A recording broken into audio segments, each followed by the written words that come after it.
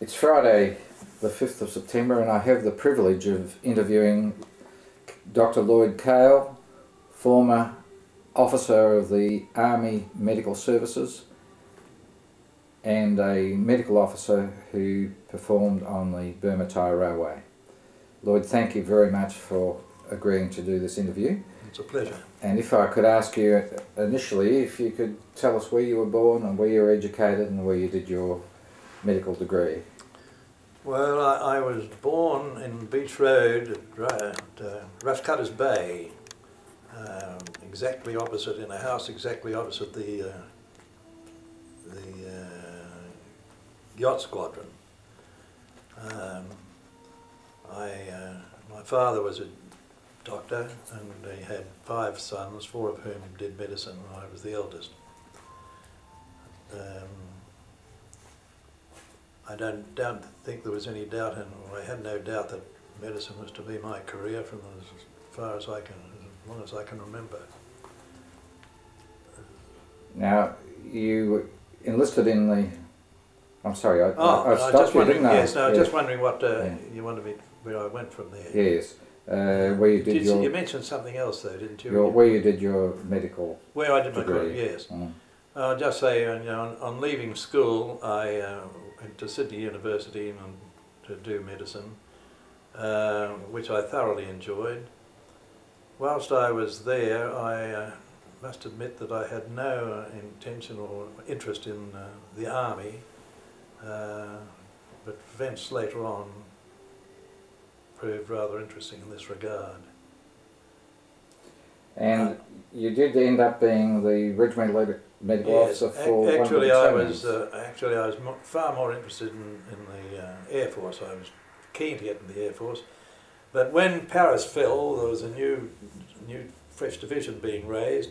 All my friends had been getting tickets, or whatever they called it then. It's rather like getting into the first 15 if you could get into one of the medical services.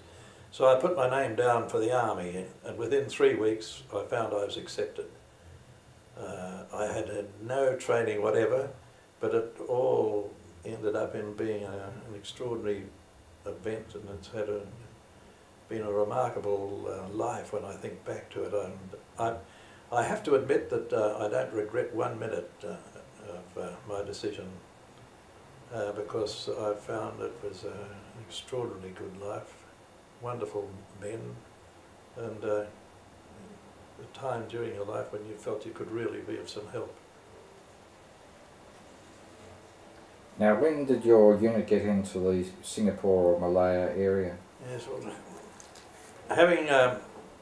when I was in the Army for only a matter of weeks, I was told that I had been appointed to the 2nd 19th Battalion, which was a unique unit in as much as it was commanded by a doctor, a general practitioner who was still in active practice when he was appointed to command this unit.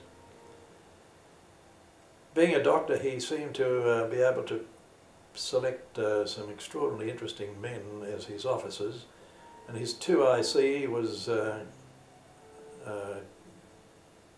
Charles Anderson, who subsequently took command of the 2nd 19th Battalion on the CO's elevation to Brigadier. Anderson was unique, and apart from being a magnificent soldier, he was the only person to win a VC in the Far East, in all activities there. And when did you get into Malaya? I went to Malaya, and the 2nd 19th was on the first voyage of the Queen Mary we thought we were going to the Middle East. But having left Fremantle, we got into the Indian Ocean, and then suddenly the Queen Mary just turned to the right, and away we went and finished up in Singapore. This was, of course, a completely new life to us all. We were not fitted out for the tropics, but soon settled into the life up there. The climate suited the Australians, and and it didn't take long, I think, for them to find their way around the jungle, and we underwent intense training until war broke out later that year, 1932, when suddenly we found we were in action in the defence of Johor. After we were involved in a battle at Muir, but that was probably the major battle of the whole war in that part of the world.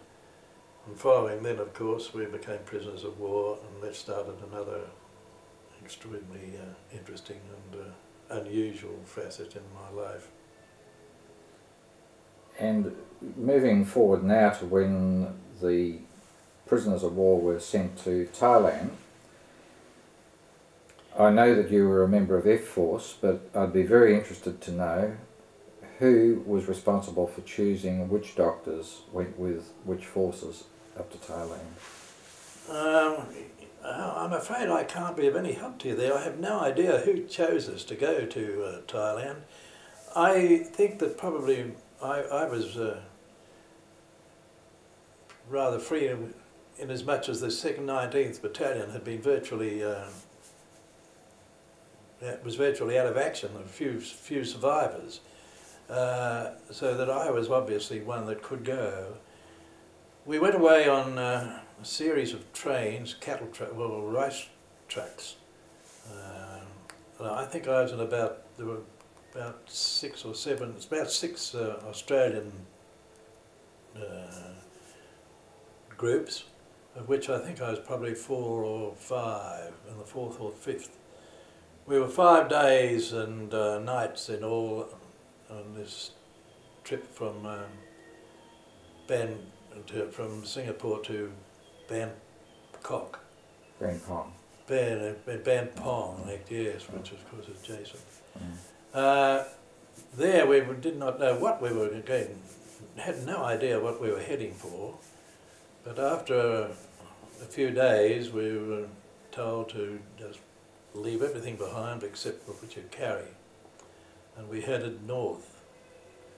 On the way, I can remember we used to march at night. We'd leave at 6 o'clock at night, march till midnight, have an hour's rest, and then on again during the night, whatever time it was next day when we arrived at our destination.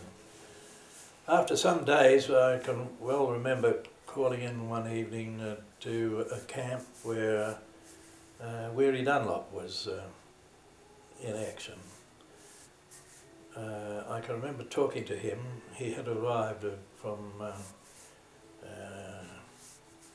some weeks before, or some months before, in the north, so that I really did not know the man, but I was most impressed with him inasmuch as he's a very, very big fellow, and whilst he was giving me some idea of what lay in the future as far as we were concerned, a small Jap came up and started screaming at him, and Weary took no notice whatever, just kept talking.